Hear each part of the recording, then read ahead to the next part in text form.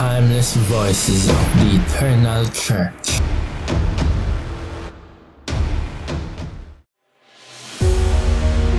Luke, the physician.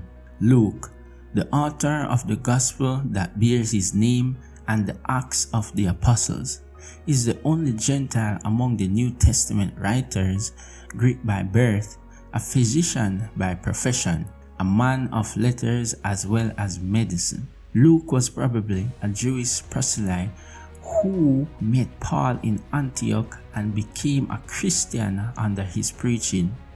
Luke was a consummate historian who wrote excellent Greek.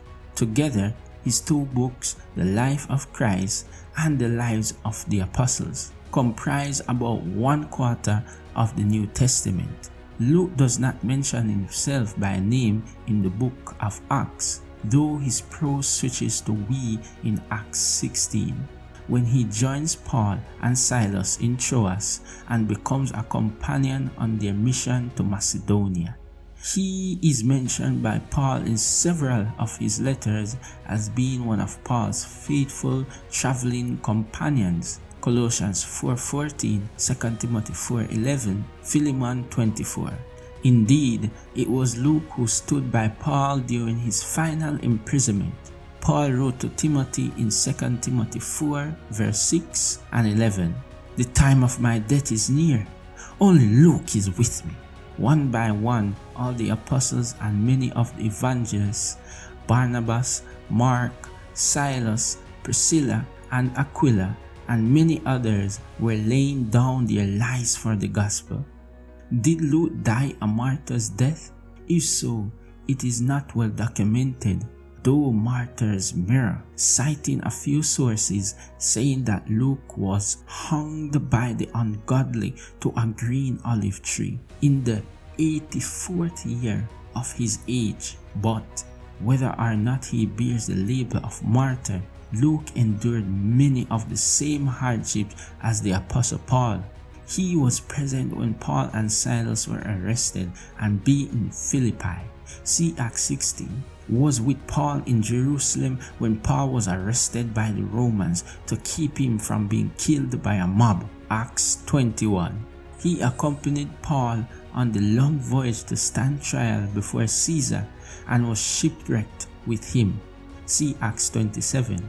As a historian, Luke kept himself in the background, but as a writer, Luke revealed his compassionate heart not only in what and who he wrote about, but also in how he wrote about them.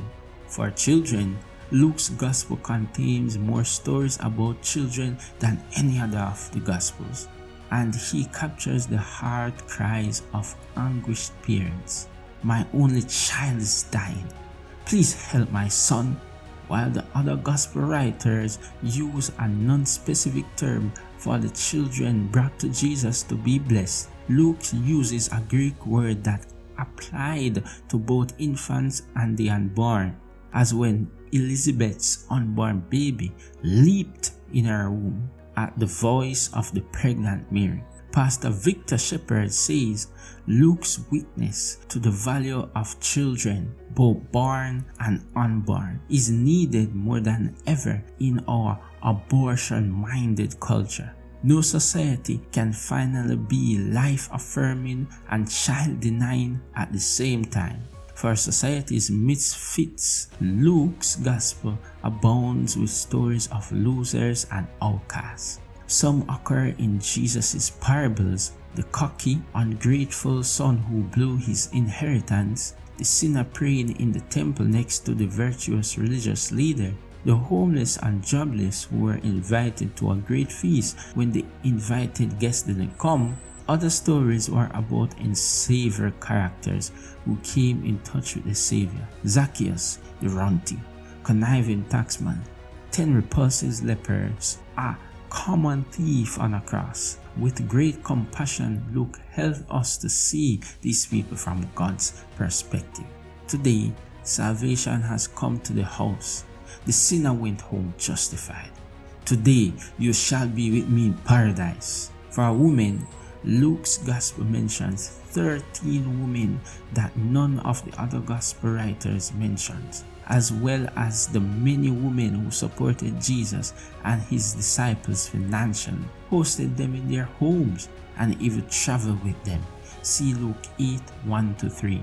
In Acts, Luke records women converts by name, example Lydia and Dorcas, and tells the stories of faithful women who serve in the church, example Mark's mother and Priscilla. Reading from the complete book of Christian heroes, over 200 stories of courageous people who suffered for Jesus, compiled by Dave and Neta Jackson. This is the Eternal Church, the record.